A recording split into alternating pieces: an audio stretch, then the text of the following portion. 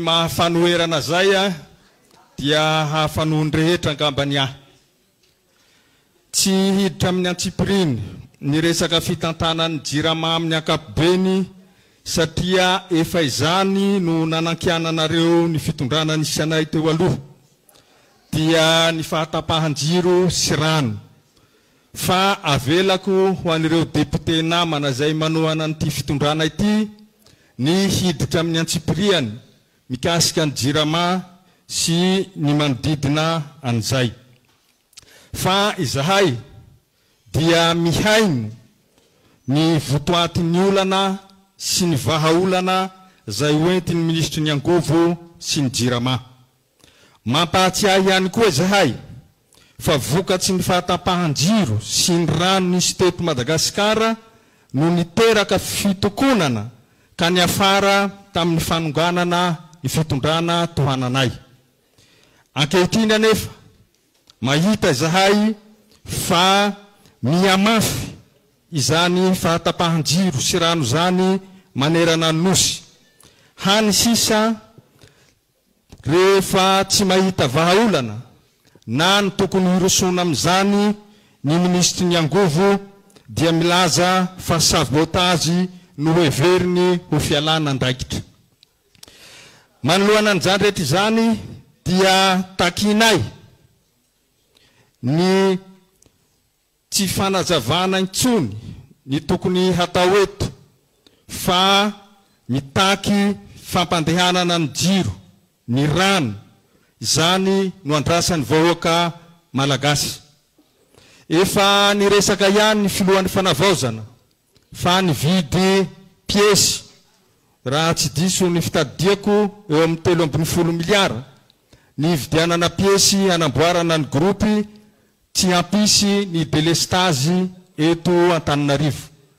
Hatraiza ny fandehan'izay ary ovina no avitan'ireo grupy reo hijanonana zany delestazy eto zany.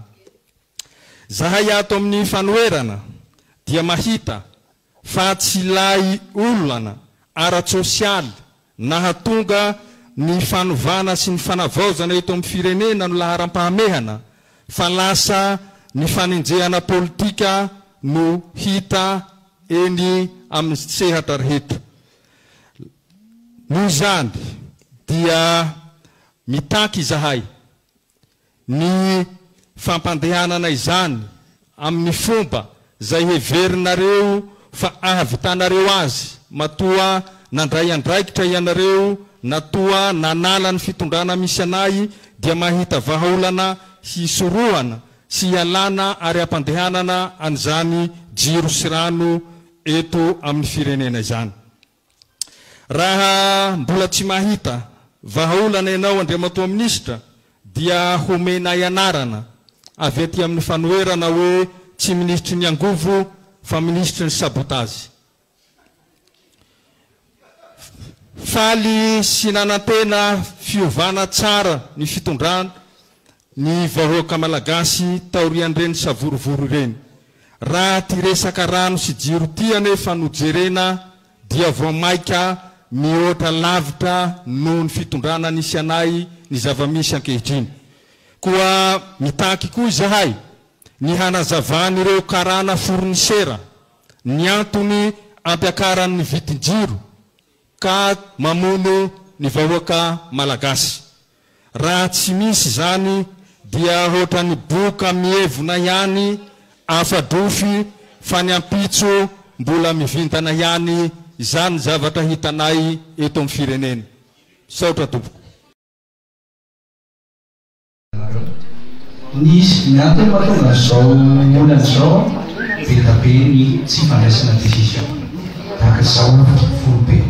Izay no ray volana mondrana teo ray volana sy roa andro efa nanomboka an'izany sahaly ovetsinareo zany nanombo sabotage.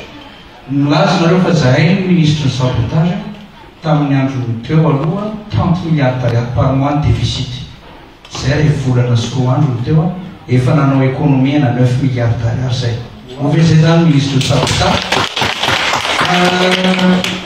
milaza koa nareo fa nareo Israel misy sabotage teo koa ny tanà mety amreny fantatrareo fa efa antitra ny réseau an-Jirama maninona ny tsy navaozana zany tanà mety amreny zany dia efa fantatra fa mila sous-station maromaro to Antananarivo efa ao ny famatsim-bola maninona ny tsy navaozana Israel zao voanao azany ary farany teny izy teo hoe 13 milliards d'ariary le vidina pièce ngamba mitovy amin'ny foto ihany angambany izy 3 milliards d'ariary izy fa tsy 13 milliards d'ariary ngamba tsara ny ngambana miverina misy documenté kely vao mitery izy mahitsy za koa mahitsy azo koa tia tenena dia mba mila azo koa tia tenena mazava